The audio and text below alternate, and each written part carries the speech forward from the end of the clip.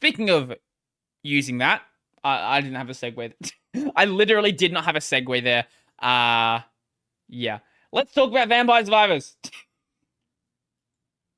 Vampire Survivors, very good game. Highly recommend you go and play it. If you didn't play Vampire Survivors when it was new, basically, you walk around. You don't press any buttons besides your walk buttons. This sounds like a really bad explanation. You get weapons that do a lot of damage, and then you stand still, and everything around you dies. Basically, it is video game crack. It sounds terrible if you explain it, but if you play the game, you'll be like, wow, this game is very fun. And like it just gets crazier and crazier and crazier as you go up through the levels, things like that. But there is an expansion coming out soon. Oh yeah, actually, there's a good way to explain it. So I just mentioned it there. Be the bullet hell. I don't know where it said it actually. You basically are the bullet hell. You're not playing a bullet hell. The enemies are running at you, and you are the bullets. But there is a expansion coming soon. The Legacy of the Moon Spell. This is like it's sort of an East Asian inspired expansion. There is going to be 8 new characters. 4 of them they have announced. Miang Moonspell, the last disciple of the Moonspell clan before its downfall and possibly its finest, self-consciously a shonen protagonist. I hadn't actually read these yet. Menya Moonspell, one of the few surviving Moonspell elders. Menya's mystical powers are near godlike. Shuto Moonspell, banished practitioner of the new moon dark magic. Shuto is nonetheless an enemy of evil. Poor personal hygiene may contribute to his continued exile.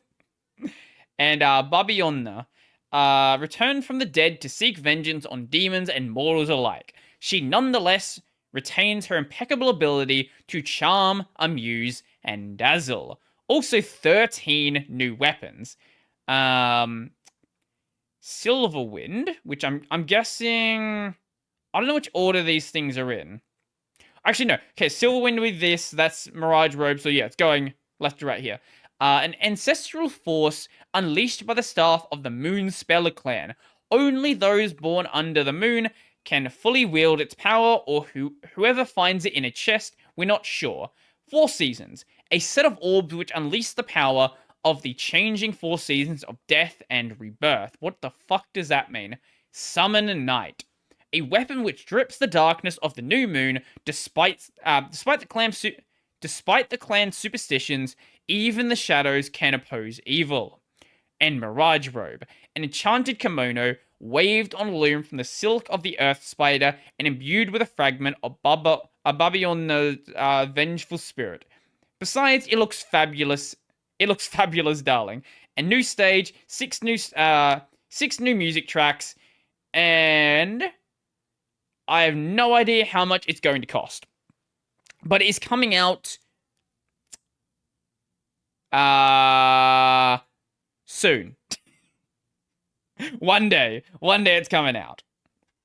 Honestly, I'm very happy the dev is taking advantage of the fact that the game's done well. There have been a lot of indie game devs out there, like the dev of Doki Doki, for example, who released the game and have done basically nothing after the fact. Like, they made a great game, they made a shitload of money, and then everyone's like, hey, when are you doing another project? And they're like, what? What's Code? Never heard of Code. No, nope, what are you talking about? But this dev's like, you know what? Fuck it, I actually really love game dev. I've made this game that I didn't think at all was going to be popular. It's made him very rich. Very, very rich. But he's like, you know what? Fuck it. People still love this game. It's just won a bunch of game awards. Like, I forgot what the awards it actually won were.